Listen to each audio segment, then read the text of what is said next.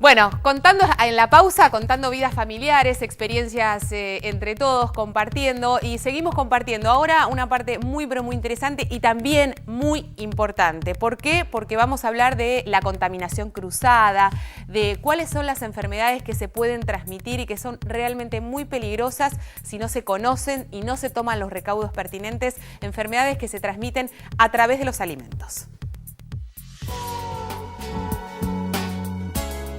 Visto que la puerta de entrada del alimento es la boca o el aparato gastrointestinal y obviamente de los contaminantes que pudieran vehiculizar los alimentos, los primeros síntomas que va a presentar una enfermedad transmitida por alimentos van a ser náuseas, vómitos, diarreas, aunque se pueden presentar otros como dolor de cabeza, fiebre u otros más graves en enfermedades, por ejemplo, como el botulismo, que pueden presentar sintomatología neurológica, pero acá estamos hablando de una enfermedad mucho más grave. La sola presencia de un contaminante en el alimento no asegura que la persona que lo consume se va a enfermar, sino que va a depender de la naturaleza del contaminante y de la cantidad que se haya consumido. Es decir, hay personas que son más susceptibles, como son los niños, las embarazadas, los ancianos y los inmunodeprimidos. El consumidor debe trabajar, por empezar, para impedir que los contaminantes que acabamos de mencionar lleguen a los alimentos, tratar de eliminar los que ya estuvieran en ellos y también impedir que se multipliquen y lleguen a una cantidad que nos pueda enfermar. O sea, hay que tener cuidado también cuando guardo los alimentos en la heladera, que las carnes, por ejemplo, no chorreen los jugos sobre una ensalada que se vaya a consumir o sobre las frutas.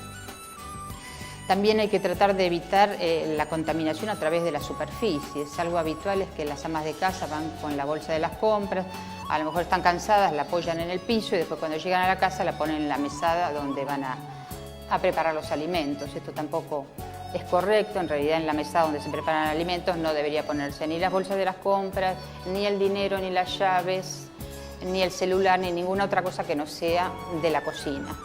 Y además, una vez que comienza a cocinar, debería repasar la mesada con agua, con lavandina y después enjuagar muy bien, secar y recién ahí ponerse a cocinar.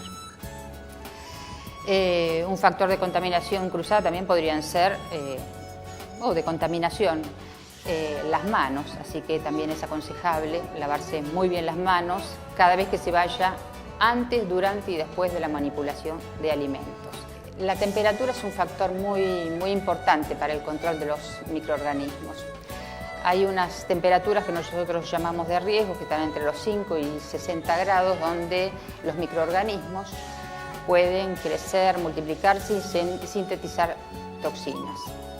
¿Cómo descongelar? Bueno, lo ideal no es hacerlo a temperatura ambiente. Siempre, si pensamos en el termómetro que acabamos de describir, que entre 5 y 60 no deben estar nunca los alimentos, bueno, cuando descongelo pasa lo mismo. Yo no tengo que descongelar a temperatura ambiente, tengo que bajarlo del freezer y ponerlo en la heladera. Si hubiera mucho apuro y quiero ayudar, y bueno, puedo ponerlo debajo de la canilla, pero bueno, es mejor descongelar en heladera.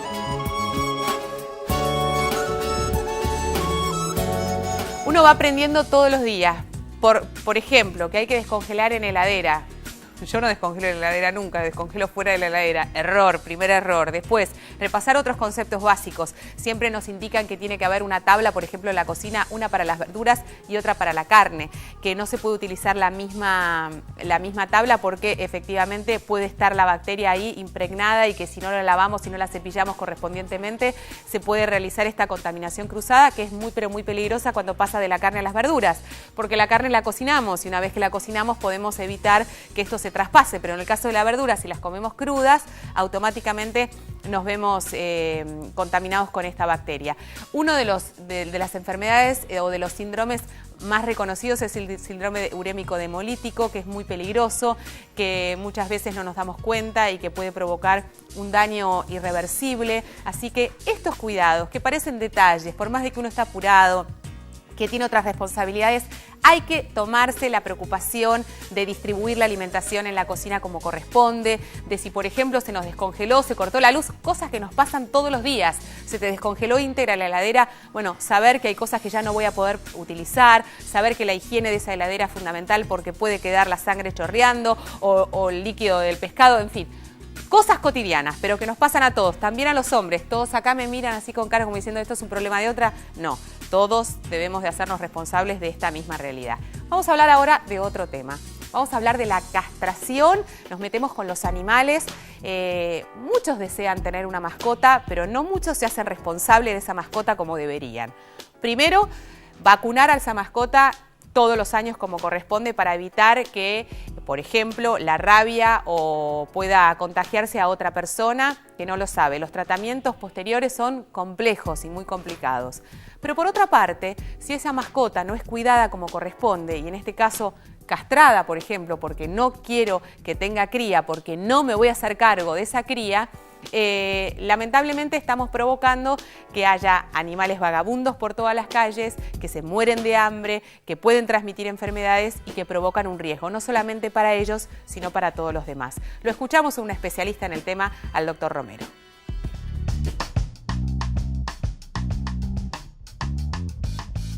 Cuando uno plantea el tema castración masiva, aparecen dos falsos paradigmas. El primero es, pobrecito mi perrito, él tiene derecho a reproducirse.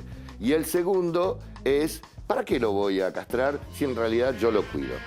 ¿Por qué digo que son falsos esos paradigmas? Primero, porque en el mundo existen mayor cantidad de animales domésticos que los que el hombre puede atender económica y afectivamente. No lo inventé yo, son estadísticas. Y el segundo paradigma, donde, bueno, él tiene, digamos, primero él tiene derecho. En realidad, el derecho a la reproducción de un animal en forma indiscriminada termina cuando empezamos a ver la cantidad de animales abandonados que hay. Esos animales abandonados generan problemas de fecalismo vial, de contagio de enfermedades, de accidentes de tránsito, de accidentes de mordedura y sobre todo generan una imagen de una sociedad que no le importa el sufrimiento. Que no le importa, y esto no es menor, porque una sociedad que no le importa el sufrimiento, una sociedad que es violenta con los animales, es violenta con los débiles, es violenta con los chicos, hay violencia de género y hay violencia con los ancianos, porque son los más débiles. La primera de las cosas y la gran ventaja que nos da la castración es no reproducir a un animal cuando en realidad no sé qué va a pasar con los cachorros. Y en todo caso, si alguno me dice, ay, pero lo estoy mutilando, yo le digo, no lo estás mutilando. Estás haciendo el mal menor y estás generando además una cosa muy buena para el animal. Porque el animal, la hembra castrada antes del primer celo, y acá aparece el segundo gran mito. El segundo gran mito es que la perra tiene que tener una cría para castrarla después. Esto es una locura. No tiene ningún sentido. No tiene que tener un celo. Se lo puede y se la debe castrar antes del primer celo porque de esa manera evitamos los tumores mamarios. En un 100%. Y además, esto es bueno decirlo, la eutanasia como método de control es una barbaridad conceptual. Porque una perra tiene 6 cachorros. Y si vos dejás una perra sin castrar, al año tenés 5.000 cachorros. Si dejás una gata sin castrar, al año tenés 500.000 de gatos. Si la dejaras libre y todas sus crías libres. Esta progresión geométrica no la zanjás con la muerte, que además es un terrible ejemplo, mal ejemplo, para la juventud, o para la niñez, cuando vos decís, si tengo un problema que me molesta y que no es el ser humano, lo mato. Y no condice con el lineamiento ético de nuestro gobierno actual. Qué maravilla que tengamos el gobierno que tenemos con el decreto 1088 del año pasado, que creó el Programa Nacional de Tenencia Responsable y Sanidad de Perros y Gatos, creando una unidad ejecutora. Y en esa unidad ejecutora y en este programa nacional, uno de los ejes es tratar de brindar a toda la población la información, la formación y el equipamiento a las municipalidades y a los gobiernos provinciales para que la castración sea de machos y hembras, temprana, abarcativa en todo el territorio, sostenida en el tiempo y gratuita.